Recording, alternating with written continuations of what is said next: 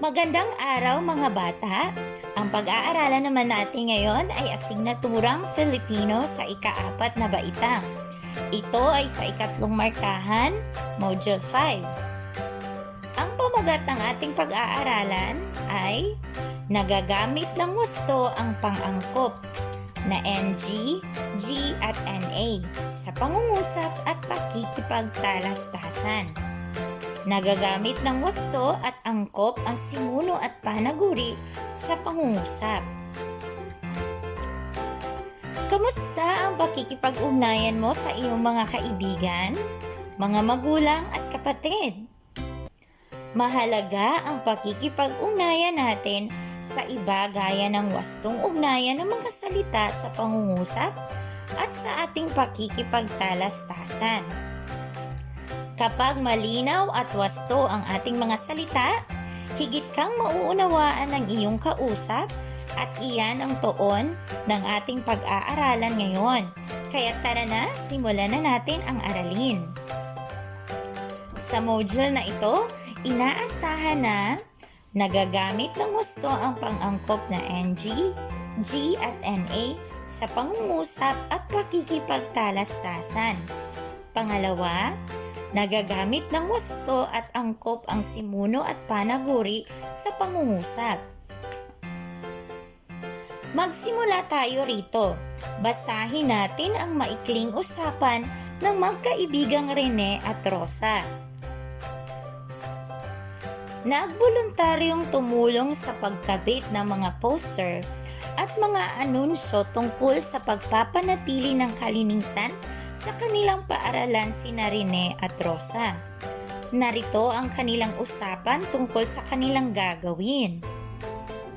Rosa, saan kaya sa tingin mo magandang ilagay ang mga poster? Sa palagay ko, Rene, angkop na ilagay iyon sa mga lugar na madaling makita. Tama! Ako ay sang-ayon sa iyong mungkahi. Ilagay natin sa may tabi ng poste itong isa.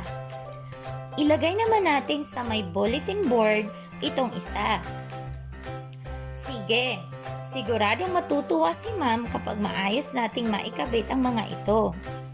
Tara na, simulan na natin ang pagkakabit ng mga poster at iba pang anunsyo. Batay sa nabasa nating pag-uusap ng dalawang magkaibigan, sagutin natin ang mga tanong. Ano ang masasabi mong katangian ng magkaibigan? Tama, sila ay matulungin. Ngayon, tama ba ang ginawa nilang mga hakbang? Oo, sang-ayon ako sa inyo. Tama ang kanilang mga ginawang hakbang. Nararapat bang tularan ang ginawa ng mga magkaibigan? Tama, nararapat na tularan ang ginawa ng magkaibigan. Balikan ang usapan ng magkaibigang Rene at Rosa. Pansinin ang pangungusap na ito. Ako ay sang-ayon sa iyong mungkahi. Ano ang tawag natin dito? Tama, ito ay pangungusap. Ano ang dalawang bahagi ng pangungusap? Tama, ang dalawang bahagi ng pangungusap ay simuno at panaguri. Pangatlo, ano ang simuno? Ang simuno ay ang paksang pinag-uusapan sa pangungusap. Ano naman ang panaguri? Ang panaguri naman ay ang bahaging nagsasaad tungkol sa simuno. Basahin ulit natin ang pangungusap. Ako ay sang-ayon sa iyong mungkahi.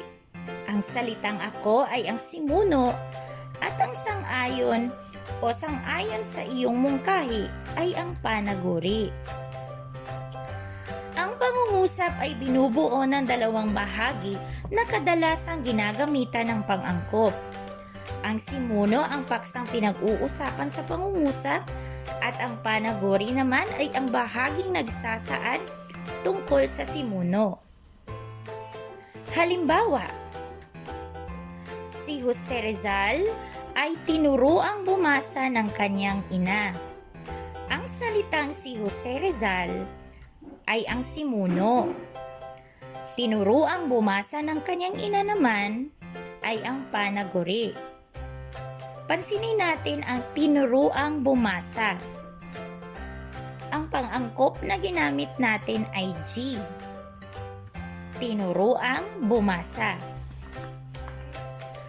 Balikan muli natin ang usapan ng magkaibigang Rene at Rosa. Pansinin ang mga nakaitim na titik sa bawat pangungusap. Sa unang pangungusap, Rosa, saan kaya sa tingin mo ang magandang ilagay ang mga poster? Ang titik bago ang nakaitim na kataga ay A o A. Ang pang-angkop na NG ang ginagamit kapag ang unang salita ay nagtatapos sa patinig gaya ng A, E, I, O, at U. Sa pangalawang pangungusap naman, sa palagay ko, Rene, ang angkop na ilagay iyon sa mga lugar na madaling makita. Ang titik bago ang nakaitim na kataga ay R.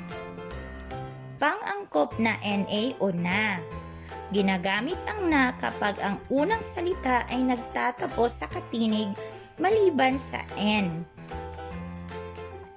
Sa pangatlong pangungusap, sige, siguradong matutuwa si Ma'am kapag maayos nating maikabit ang mga ito. Ang titik bago ang nakaitim na kataga ay N.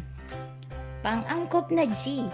Ang G ay idinudugtong kapag nagtatapos sa N ang salita.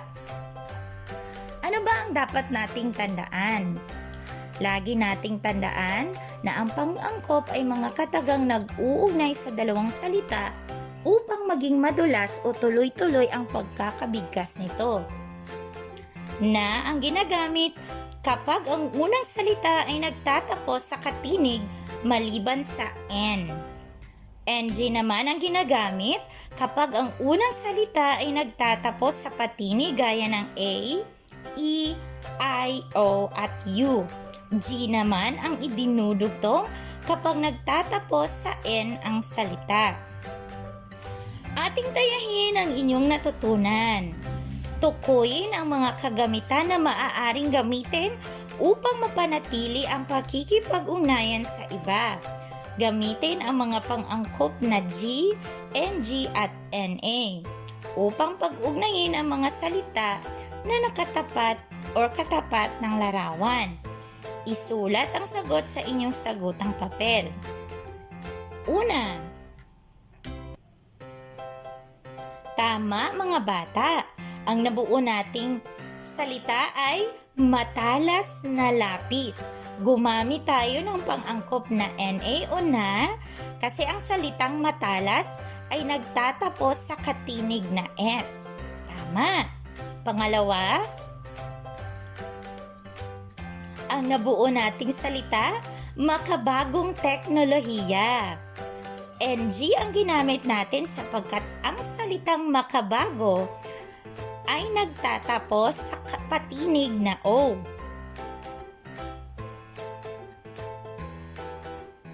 Tama! Ang nabuo nating salita ay malinis na papel. Gumamit tayo ng pang-angkop na sapagkat ang salitang malinis ay nagtatapos sa letrang S. Panghuli, tama ulit mga bata. Maayos na telepono. Gumamit tayo ng pang-angkop na sapagkat ang salitang maayos ay nagtatapos sa katinig na S. Maraming salamat mga bata. Sana'y natutunan ninyo ang ating aralin. Hanggang sa muli, maraming salamat.